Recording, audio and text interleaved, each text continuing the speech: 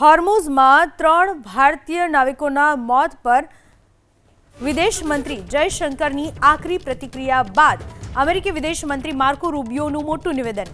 અમેરિકી વિદેશ મંત્રી માર્કો રૂબિયોએ સ્પષ્ટ કર્યું કે અમેરિકી નાકાબંધીનું કોઈ પણ ઉલ્લંઘન અને હોર્મુઝ સ્ટ્રેટમાંથી ઈરાની તેલનું ગેરકાયદેસર પરિવહન સહન કરવામાં આવશે નહીં।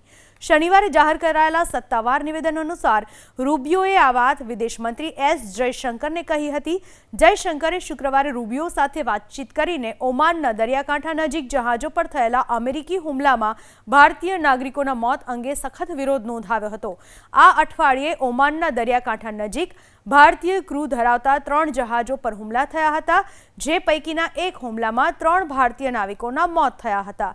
ત્યારબાદ જયશંકરે રૂબિયોને ફોન કરી ઓમાનની ખાડીમાં કમર્શિયલ જહાજો પર અમેરિકી સૈન્ય હુમલામાં ભારતીય નાગરિકોના મોત પર આકરો વિરોધ વ્યક્ત કર્યો હતો।